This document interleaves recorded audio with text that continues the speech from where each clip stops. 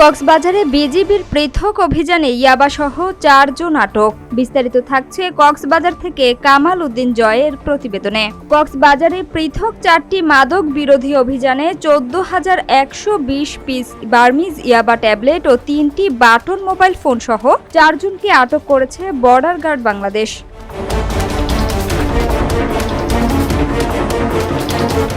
কক্সবাজার রিজিয়নের রামু সেক্টরের অধীনস্থ কক্সবাজার ব্যাটালিয়ন জানায়, তাদের ঘুমধুম বিওপি ও রেজুখাল চেকপোস্টে তল্লাশি দল পৃথক পৃথক 4টি অভিযানে এসব ইয়াবা উদ্ধার করে।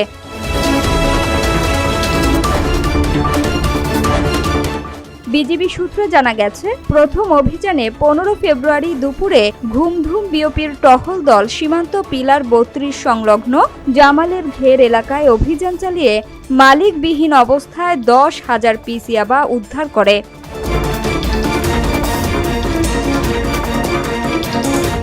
দ্বিতীয় অভিযানে 16 ফেব্রুয়ারি সকালে রেজুখাল চেকপোস্টে টেকনাফ থেকে কক্সবাজারগামী একটি সিএনজি তল্লাশি করে নারায়ণগঞ্জের সোনারগাঁওয়ের বাসিন্দা মোহাম্মদ আনোয়ার হোসেন নামে এক যাত্রীর কাছ থেকে 1,000 পিস ইয়াবা ও একটি বাটন মোবাইল ফোন উদ্ধার করা হয়।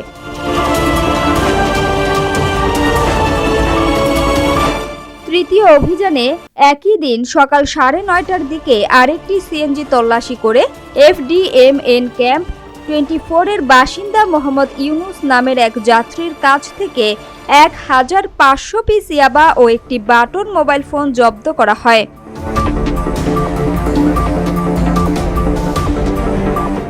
চতুর্থ অভিযানে দুপুরে রেজুখাল চেকপোস্টে টেকনাফ থেকে কক্সবাজারগামী একটি অটোরিকশা তল্লাশি করে 2 নারী যাত্রীর শরীরে অভিনব কায়দায় ফিটিং করা অবস্থায় 1,620 পিস ইয়াবা ও একটি বাটন মোবাইল উদ্ধার করা হয়। আটক নারীরা হলেন মমতাজ বেগম ও মোসাম্মদ রোকেয়া খাতুন।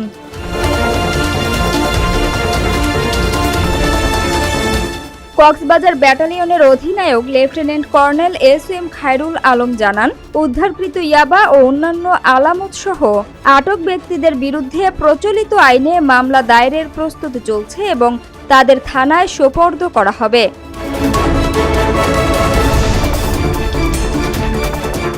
তিনি বলেন, বিজিবি শুধু সীমান্ত পাহারায় নয়, মাদক ও চোরাচালান প্রতিরোধেও সমানভাবে প্রতিশ্রুতিবদ্ধ। ভবিষ্যতেও এ ধরনের অভিযান অব্যাহত থাকবে। উল্লেখ্য, কক্সবাজার ব্যাটালিয়ন দীর্ঘদিন ধরে সীমান্ত সুরক্ষা ও মাদকদ্রব্য নিয়ন্ত্রণে নিয়মিত অভিযান পরিচালনা করে আসছে।